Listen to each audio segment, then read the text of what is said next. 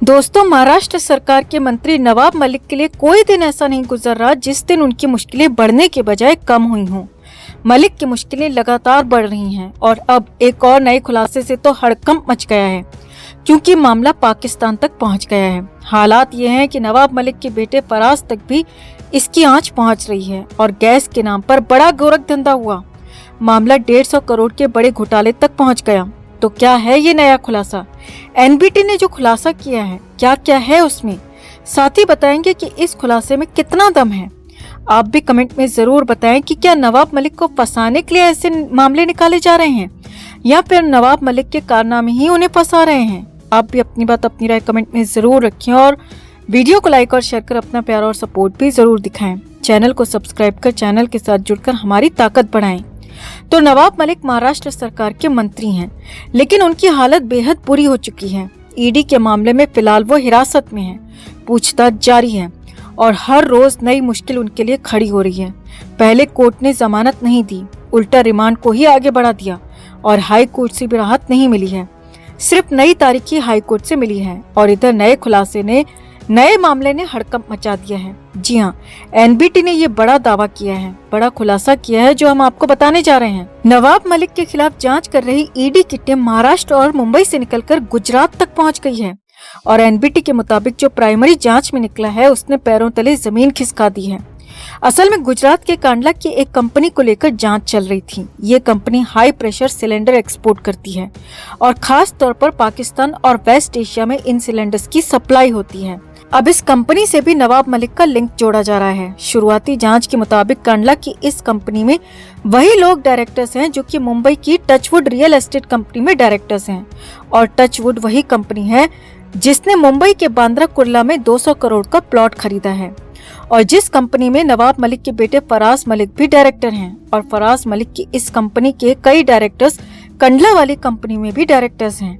यानी कि साफ साफ है कि दोनों ही कंपनियों में एक ही डायरेक्टर्स हैं, ये एक ही लोग हैं और ईडी को आशंका है कि इन दोनों कंपनियों में एक ही लोगों का मालिकाना हक है।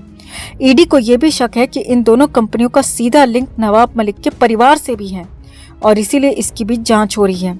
अब कंडला वाली इस कंपनी ने 150 करोड़ रुपए का लोन लिया था, लेकिन उसे चुकाया ही नहीं और बैंक ने उसे एनपीए कर दिया। यानी एक तरह से कंडला वाली कंपनी ने 150 करोड़ का बड़ा लोन घोटाला कर दिया और उसे वापस चुकाया ही नहीं बल्कि डकार लिया।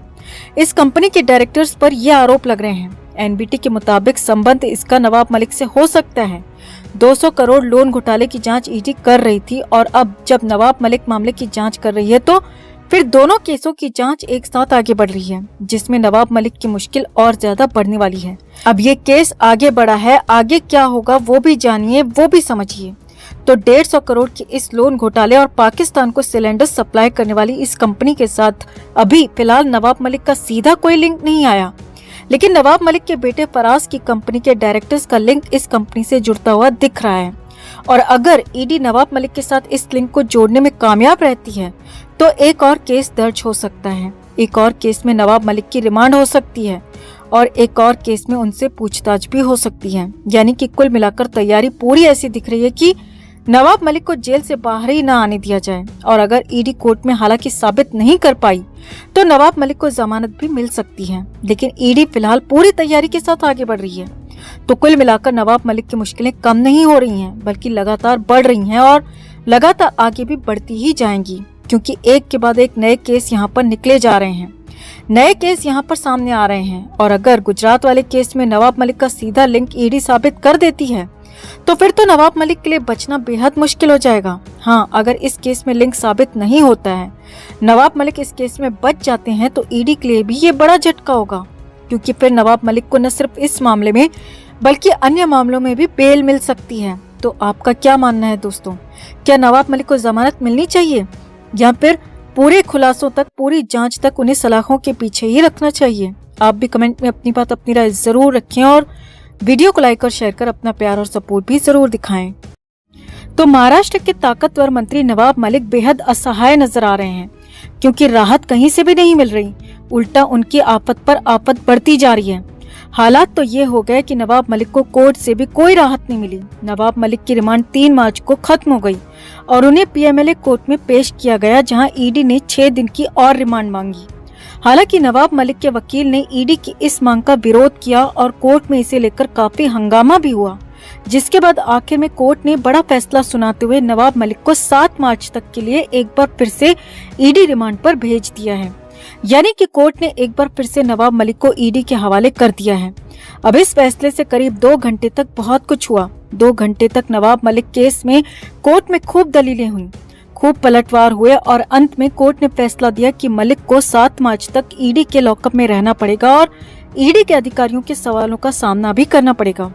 सबसे बड़ी बात यह है दोस्तों कि नवाब मलिक का अस्पताल जाना ही उन पर भारी पड़ गया, क्योंकि हो सकता है कि अगर मलिक पहली रिमांड में ही ईडी के सवालों के जवाब दे देते और अस्पताल में भर्ती न हुए होते तो कोर्ट उनकी रिमांड न बढ़ाती, मगर मलिक का दाव खुद उन पर ही भारी पड़ गया।